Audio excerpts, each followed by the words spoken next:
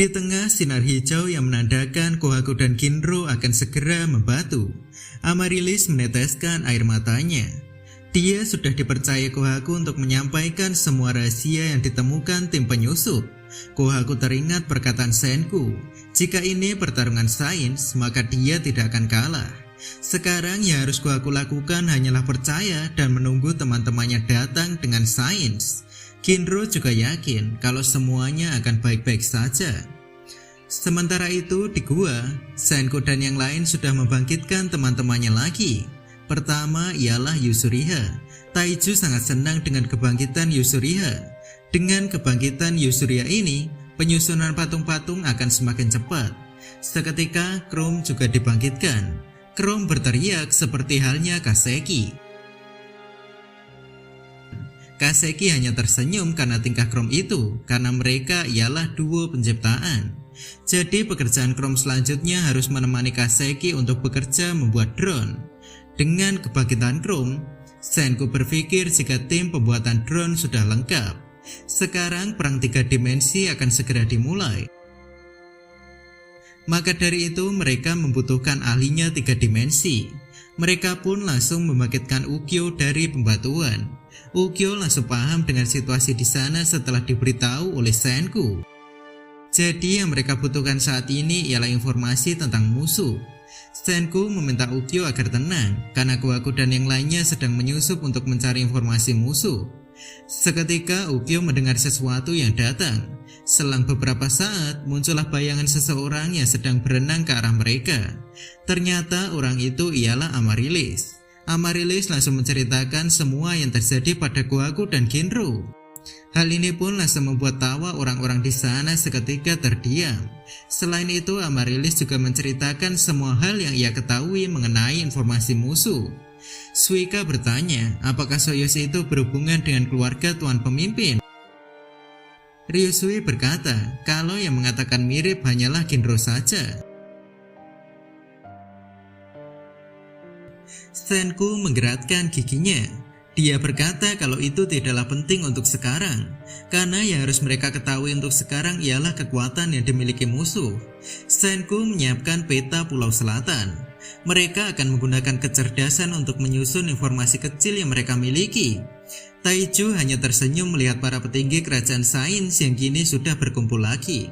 Senku memuji tim penyusup karena sudah mengumpulkan informasi yang sangat penting. Senku berkata jika musuh hanya memiliki satu senjata pembatuan. Ryusui, Ukyo, dan Gen langsung paham dengan maksud Senku. Sementara Chrome masih kebingungan. Dia masih belum bisa mengikuti cara berpikir orang-orang modern. Gen berkata kalau dari sudut pandang Ibara maka itu sudah pasti. Meski ini belum pasti, tetapi setidaknya mereka harus membuat hipotesis. Taiju hanya berkata kalau Senku berpikir seperti itu, maka pasti juga seperti itu. Meski Taiju yakin dengan perkataan Senku, tetapi Ryusui ingin semuanya tahu maksud dari perkataan Senku tadi. Ryusui berkata kalau ini hanyalah puzzle dari potongan informasi yang kacau. Pertama, pemimpin tidak memiliki senjata pembatu. Pertanyaannya, apakah Ibara punya senjata pembatu? Dari sini Gen menjelaskan jika memang Ibara itu orang yang berhati-hati. Jadi saat dia terburu-buru untuk mengubah para penyusup menjadi batu, kenapa dia tidak menyiapkan senjata miliknya lebih dulu? Dengan kata lain, senjata pembatu hanya satu. Dalam memakai senjata itu juga memiliki resiko, karena pemakainya juga bisa menjadi batu ketika terkena senjatanya. Jadi bisa dibilang Ibara yang selalu waspada tidak akan memaksakan diri untuk memakai senjata itu. Ukyo ingin memastikan sesuatu hal yang penting. Ukyo bertanya pada Amaryllis, apakah benar Kirisame melemparkan senjata pembatuan di atas Kohaku? Hal ini pun langsung membuat mereka mendapat kesimpulan yang lainnya. Kirisame ini menghindari Tuan Pemimpin yang ada di dalam ruangannya. Jadi dia masih belum tahu kalau Tuan Pemimpin sudah dibatukan oleh Ibara. Seketika Moss muncul di belakang mereka. Dia berkata kalau yang mereka katakan itu benar. Ukyo sangat terkejut karena telinganya bahkan tidak mampu mendeteksi kedatangan Moss. Taiju mencoba menahan serangan Moss, namun dia langsung terlempar ke dinding batu. Taiju kembali bersiap untuk menahan serangan itu lagi. Moss memuji daya tahan Taiju ini. Namun yang dilakukannya hanya bisa untuk mengulur waktu saja. Senku mencoba berpikir keras untuk mengatasi masalah Moss ini. Dia memanfaatkan sedikit waktu yang diberikan oleh Taichu. Ryusui juga sadar, kalaupun mereka bertarung bersama untuk melawan Moss, mereka pasti akan kalah. Gen juga kebingungan dengan situasi ini. Namun Ukyo ingin setidaknya ada orang yang selamat dan melarikan diri dari sana. Amaryllis menangis karena pasti Moss datang setelah mengikutinya. Chrome diam dan menyadari sesuatu. Dia yang sering mencari sesuatu di tempat gelap itu sangat susah. Jadi maksudnya, kenapa Moss bisa-bisanya mengikuti Amaryllis tanpa membunuhnya? Dia langsung berkata, Moss ini dari awal sudah tahu kalau Amaryllis dan yang lain itu seorang penyusup. Perkataan Chrome ini langsung membuat Senku dan yang lainnya langsung menyadari sesuatu. Mereka sadar kalau Moss ini merahasiakan identitas penyusup dari Ibara. Jadi pada saat Ibara sedang dalam bahaya ketika Ginro yang sebagai penyusup datang ke ruangan pemimpin, Moss hanya diam dan menyaksikan Ibara menyambut Ginro di ruangan itu. Jadi intinya, Moss tidak keberatan jika Ibara mati di tangan penyusup, dan bahkan mungkin Moss ingin membunuh Ibara. Kalau situasinya seperti ini, maka mereka punya kesempatan untuk menghancurkan musuh. Untuk tugas pertama, pasti akan diserahkan oleh Gen yang akan memanipulasi Moss. Gen berjalan mendekati Moss. Dia menawarkan kerjasama untuk menghancurkan Ibara. Gen mengeluarkan teknik ilusi magic pada Moss. Dia juga menggunakan drone yang sebenarnya masih belum stabil. Hal ini pun tetap mengejutkan Moss. Gen ingin mendapatkan perhatian Moss mengenai sihir yang ia gunakan.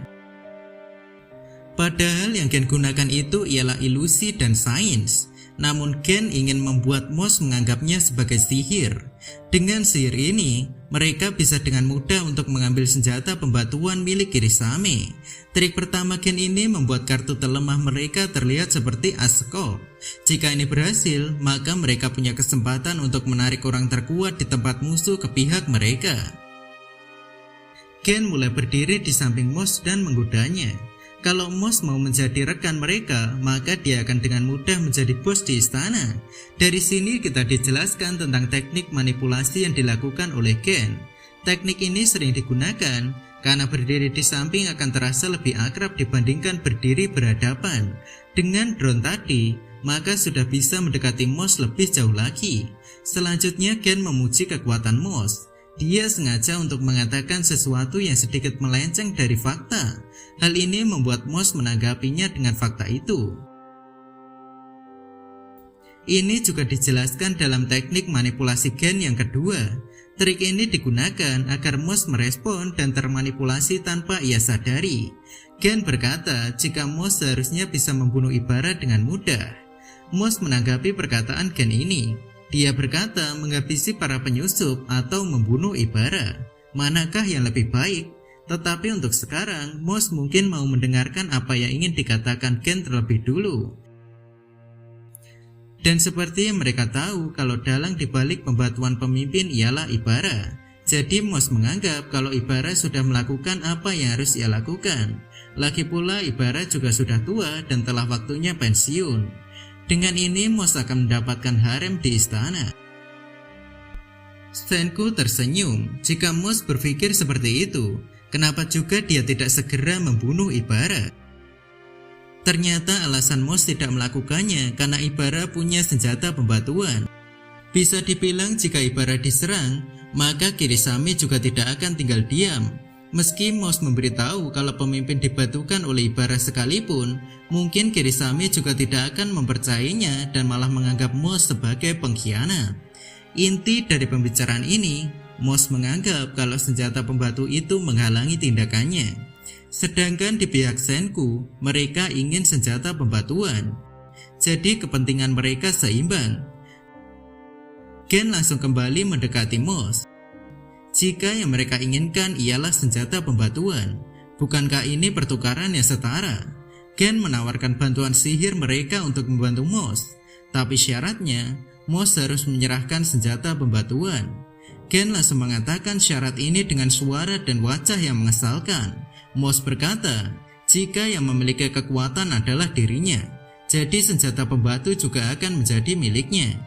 Dia hanya menyuruh para penyusup itu untuk membantunya tanpa adanya syarat. Gen mencoba menolak hal ini. Namun Moss berkata, yang jelas mereka sudah diawasi olehnya, jadi mereka tidak punya pilihan selain mematuhinya. Gen berpura-pura menundukkan kepalanya, karena dari awal negosiasi ini bertujuan apakah Moss akan membunuh mereka atau tidak. Ini juga merupakan trik manipulasi milik Gen yang ketiga. Teknik ini disebut psikologi reaktansi. Saat orang dipaksa untuk melakukan ini dan itu, maka orang itu akan dengan sendirinya mengambil tindakan penolakan. Dengan begitu negosiasi tentang membunuh atau tidak membunuh kini menjadi syarat untuk bekerja sama. Inilah akhir dari negosiasi panjang itu. Setelah itu Senku memberikan anting-anting sains untuk memandu Moss dari jauh. Moss terkejut karena anting-anting sains itu bisa mendengar suara Senku. Sesaat kemudian Moss pergi dari gua itu. Ketika dia pergi, Senku dan yang lain langsung memuji Gen. Esok paginya Senku dan yang lain mulai membuat jubah untuk dipakai Moss dalam rencana mereka.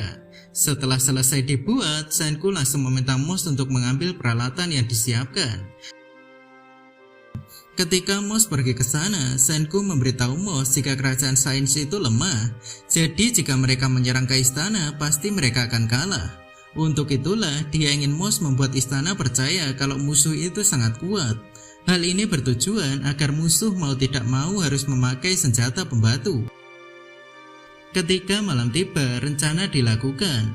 Moss langsung menyerang pasukan istana dengan jubah yang disiapkan. Lalu dia dengan mudah mengalahkan mereka semua.